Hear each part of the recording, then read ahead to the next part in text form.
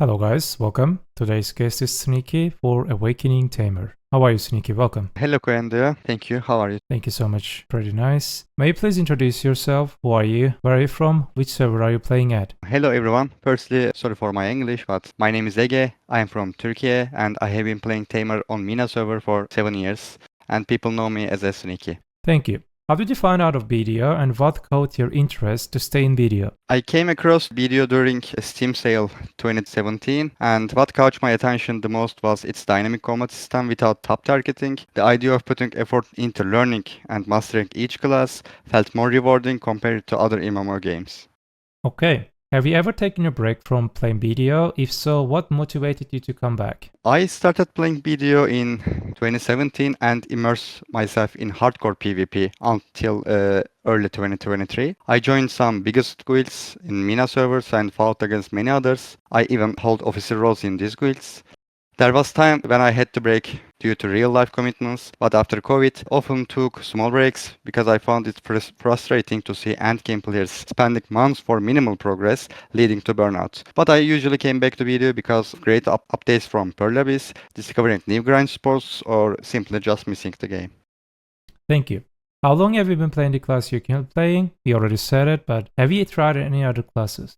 Yes, I already said, but I have been playing this game for 7 years, and my main class since the beginning has been Tamer. After the tech system was introduced, I tried to different classes quite often. Also, there was a time when I played Sage more frequently than Tamer after tagging him. This was mainly because around that time, Perlabis introduced the first inclusive class rework, which was a disappointment for Tamer players. Although they just made some improvements later on, and I had to back to PvP with Tamer. However, I never did PvE with Awake Tamer until the recent PvE buffs. I mostly grinded with Succession Tamer wherever possible, but since I primarily did PvP with Tamer, I often used the PvE tech for the other PvE classes. Thank you. So what sets the class you play, an Awakening Tamer, apart from the other classes? What is a special thing in Awakening Tamer? Especially with Awakening Tamer, her unpredictability stands out for the most for me. There are certain combos that can follow specific skills. The ability to move freely and potentially grab an opponents at any moment create a sense of uncertainty for them. This unpredictability is essential for a pest-face assassin class. Another aspect, possibly due to my experience, flexibility of the Awakening Tamer playstyle. Whenever I encounter a situation where I struggle with another class, I often think I could have handled this with Tamer better.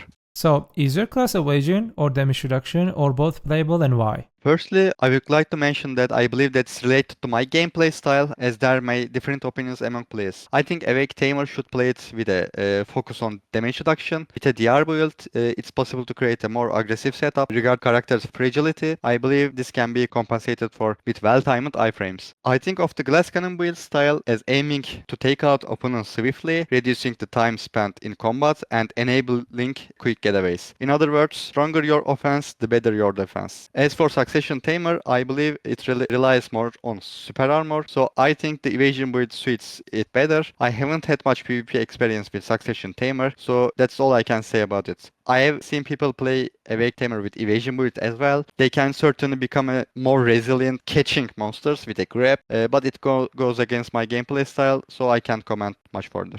Thank you.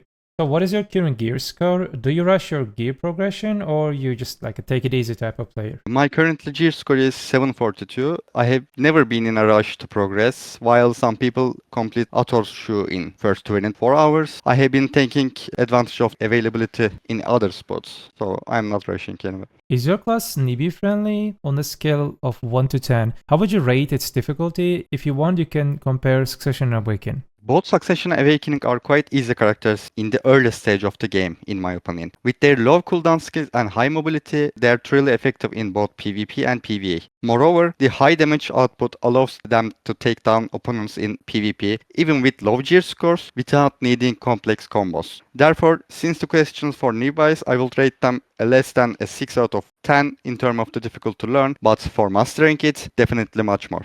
Okay, in general, we talk the basics of the Tamer, especially the Awakening Tamer. Let's talk about like some deeper things. We are curious about your thoughts on the PvE situation of the class you're playing. Could you provide us with the detailed information separately for early, mid, and end game?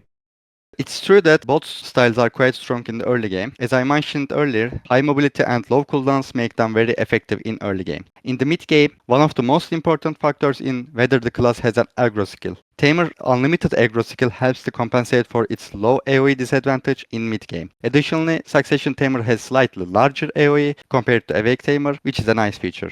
In the end game, I have been grinding with Awake Tamer for a long time now, since the PvE reworks comes, and I have to say that she excels in DPS checks. Her AoE capabilities may not be the best, not every spot requires high AoE. I don't believe Succession Tamer falls short compared to Awake Tamer, but based on my personal experience, I think Succession Tamer requires slightly more APM. However, the difference is quite minimal. Thank you. So let's talk about PvP. We are curious about your thoughts on the PvP situation of the class you are playing. Could you provide us with detailed information separately? 1v1, 1vx, AOS, 5v5, Guild League, Node, Siege, War of the Roses, and everything.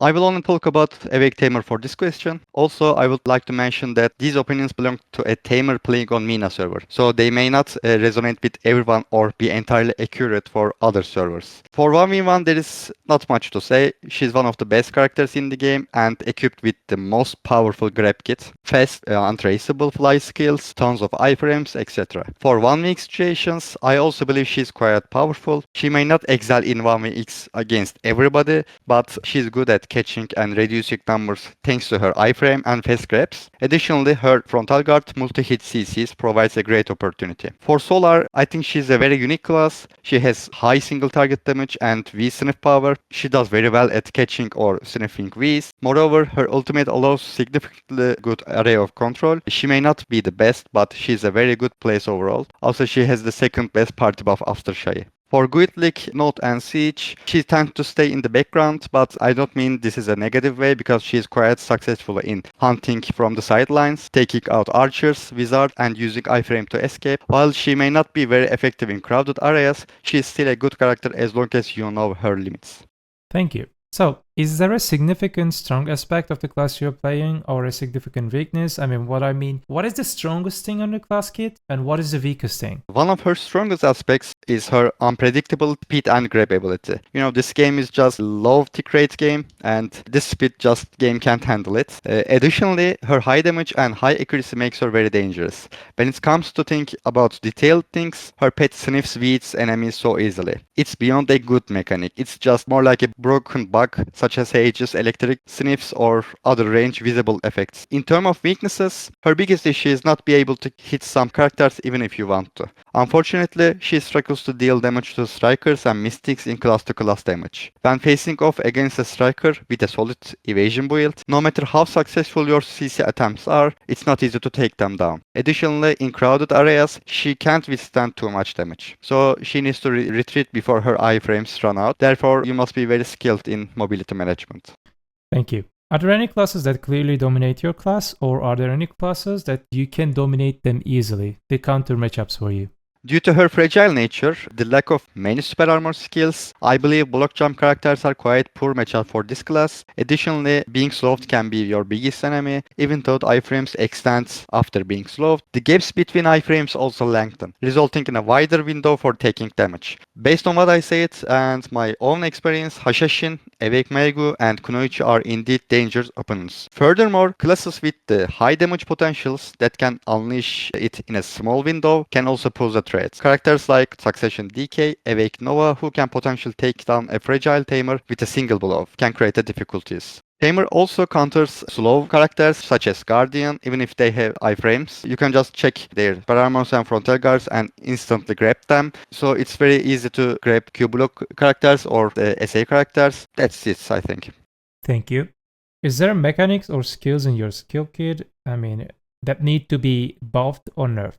Tamer is known as the game's first true summoner class. However, Heilang or Heiklang nowadays, who has been with us for 7 years, unfortunately doesn't quite give off a typical summoner vibe. His flows are quite slow and can't keep up with today's pace. Additionally, he doesn't deal as much damage as Witch's Pet. It often bugs out and it isn't very helpful. My biggest desire is for Heilang to be improved or made more useful. Similarly, one of the class passive is, in my opinion, the worst passive in the game. 50 HP and 25 liter is quite funny passive. Compared to advantages like TH's free entry to dungeon type grand spots, strikers and mystic 10% evasion passive, the ignore grab resist feature of many DR characters, this buff falls quite short. It's completely failure. Thank you. Can we get a brief summary of good and bad things on your class? Let's say that I'm an average player. What should I expect from Awakening Tamer? Awakening Tamer is definitely not difficult class to play. However, I believe mastering it can be challenging. Despite having very low AoE compared to many of the newer characters such as Wusa or Maegu and requiring higher APM to play. I think those who love the class and doesn't care APM highly will not regret playing it both PvP and PvE. Additionally, for endgame Awake, I can say that PvE doesn't require high APM. I even believe it's slower than many other classes including Wusa.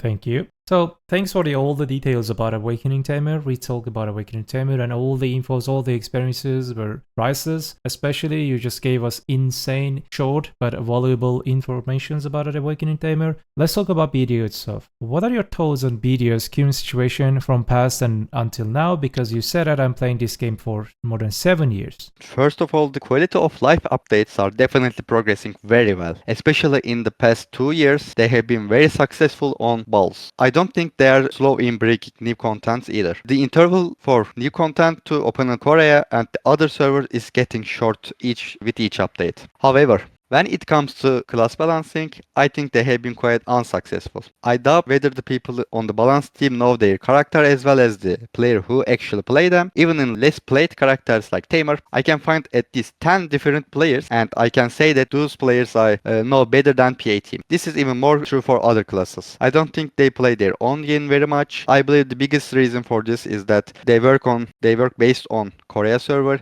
so there are very few people in doing high-end PvP on there. Thank you. So what do you think PA company does well and what it does bad about updates? If you were in charge, this is the important part. Let's say that tomorrow you will be the new Mr. J. What would you like to add or remove from the game?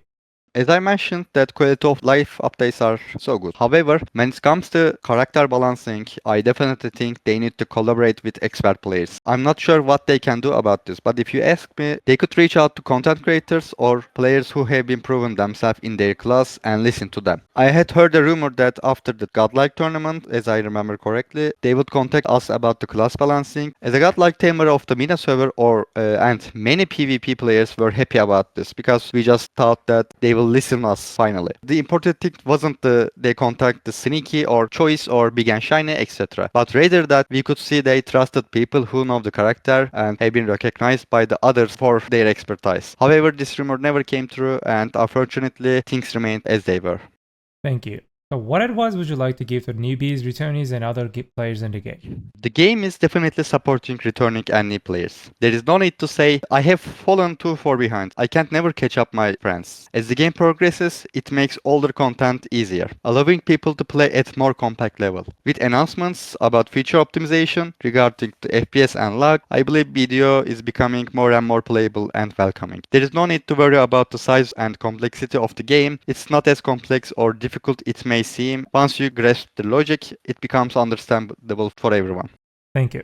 We are reaching at the end of the interview. Is there anything else you would like to add before we finish? I must mention that the thing I have said today, based on my experience, are responses as a glass cannon Tamer playing on Mina server. Not everyone may agree with me, but I hope there are points where general audience shares similar thoughts. For those who more questions or want to learn about the Tamer class Discord is a great source of information. There is a very successful manager on the Discord who can help you what you find, what you are looking for your own. Apart from that, I would like to thank you, Koendia, for very much for this interview. Please don't forget to follow him on Twitch and YouTube. Thank you so much. Guys, please, you're now seeing his social links on the screen right now. Please go and check his YouTube, go and check his Twitch. He's not streaming as I know, not like the old times he were used to, but now he's not. Maybe in future he can. And he just shared his thoughts and he shared his experience with us. They're definitely priceless because it's so hard to find Tamer players in these days because people still think that Tamer is like very hard, extremely complex, extremely hard, very bad in PV and all other things. They all like prejudge things. Like I understand that people has their own reasons to think like that. It's because like Tamer was in that situation for 3 years for PvE and she barely alive for PvP. She was only good at 1v1, and now I can clearly say that we are always talking about with Sneaky, we are always talking with other Tamer friends. They're clearly saying that Tamer is not that anymore. Class is definitely good and well balanced part. Yes, the class has some very strong and broken parts. They already, like Tori mentioned, Sneaky mentioned, maybe the Magnus skill is a little bit broken. Maybe nerf buff or something, but overall, Tamer is not that anymore. Please just try, give her a chance, and enjoy. Thank you so much, Sneaky. Thank you. Alright guys, do not forget, BDO is just a game. Have a nice game.